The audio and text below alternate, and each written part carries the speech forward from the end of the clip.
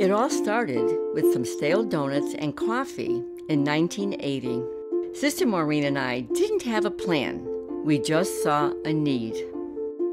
I was working at St. Michael's Parish in North Hartford, and we were receiving many people coming to the door looking for food assistance.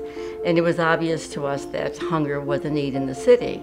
We were also downtown one day, and we saw an individual rummaging through a dumpster, obviously looking for food. And that individual ended up coming to our soup kitchen initially, and we got to know him, and his name was Frank. Remember Frank? Yes. And so that was another reason that we started. We said we have to do something about this. We thought coffee and donuts for some of these clients might be, some of these friends might be a nice little thing to start. Throughout the 80s, we started the day shelter, transitional housing, and the thrift store. We realized that people needed more than a meal. They needed companionship and someone to listen.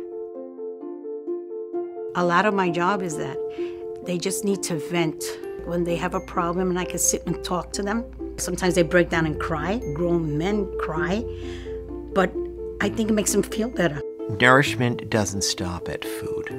Maureen and Teresa had the fortitude to nourish the spirit, to nourish the brain, to nourish the living situation. Nourishment involves the human psyche, the human being, the person that's on the street. You know, when we started feeding people, you get to know them over a meal.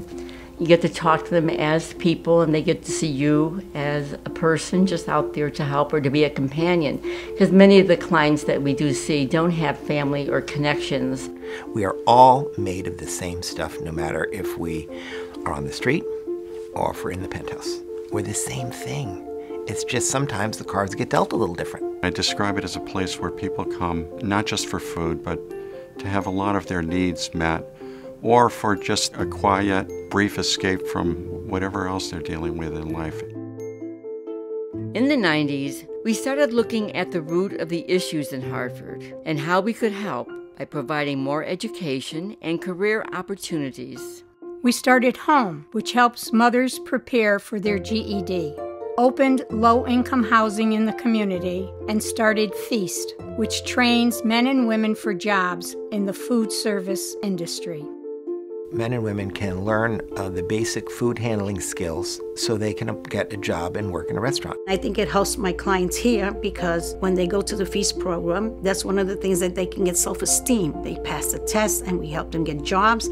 And I think that's great because they become good people in the community. They work for themselves and makes them feel good. If you're living on the streets, your whole lifestyle degrades quickly.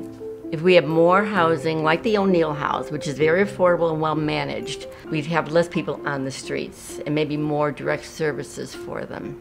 You see little kids when they come into the housing. There may be 5, 6, and now today you see them going off to college. I mean, here they are living in the inner city, and yet they're really trying to better their situation. They have Home, which is helping our mothers in education. We see women come in every day, come to class, trying to overcome many obstacles in their lives. Most have children. They maybe take 2 buses to get here. When they come in to go to the classroom, the children will stay in the front building, which is like their little daycare area. And that's where Sister Teresa and Sister Maureen's office is. This is a joy for me, to have the children so near our office. You know, this is the main office, and the kids are in and out, you know, running in and out of the office, and it's how we are. And that's why she never gets anything done. Plays with the kids all day. They bring me a lot of joy. They do. They lighten the spirit. They do, and you want them to have hope. That's the biggest thing too for the children. But then on graduation day, when you see them handed their high school diploma and just being so proud, maybe for some it's the first time in their family anyone has gotten a high school education. So for me, that's pretty important.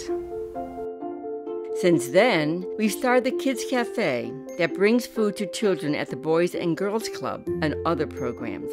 We wanted to make sure that those children were going to sleep at night with full stomachs. We also renovated the soup kitchen and recently acquired the Jubilee House, which is another ministry in the south end of Hartford. Well, the Kids Cafe is more than just a meal also. We feed upwards of 400 children every single day after school. Children need to feel healthy and feel good so they can study and learn. The meals are a special time at the House of Bread. It's really a joyful environment. And the clients, they come there and they're treated with dignity, with respect. And it's the environment of a restaurant. They sit down, they're served food, there's conversation. The Soup Kitchen, we serve breakfast and lunch Monday through Friday, and we'll serve an average about 100 to 150 for breakfast and about 200 to 250 for lunch every day. The food is delicious. I mean, there are very talented chefs who are behind all of the meals that are served there. And I would say that 90% of these clients that come into our Soup Kitchen, they come in for breakfast and lunch every day. And it's like their family dining room. Like an oasis where they can get help and be a community and feel safe where they are. We have such a great team of employees and volunteers that have made all of this possible. Most of them have been here for over 15 years. We've had long-term employees, which says to me that they really enjoy working in the environment. We wouldn't be able to exist without the volunteers. I mean, they are of prime importance to our ministries. It's like the lifeblood, the spirit of the operation. When you have volunteers that come from the greater Hartford suburban area and they come into the inner city with the sense of how can I help, what can I do? And we've had many volunteers who were with us for years. They were in the Soup Kitchen on Ann Street. As they moved on in years, they went to the thrift store and helped in the thrift store, so they stayed well into their 80s even to help us. How long am I going to stay? I think that I can't leave. I mean, I think that if we leave, the nuns come after you and they put a little hex on you. So I think you stay forever. That's why most of our employees stay for a long time. They're great people. They really are. I love Sister Teresa and Sister Maureen. They're doing a great job, and I'm very, very proud to be here. Everybody feels good being around the sisters.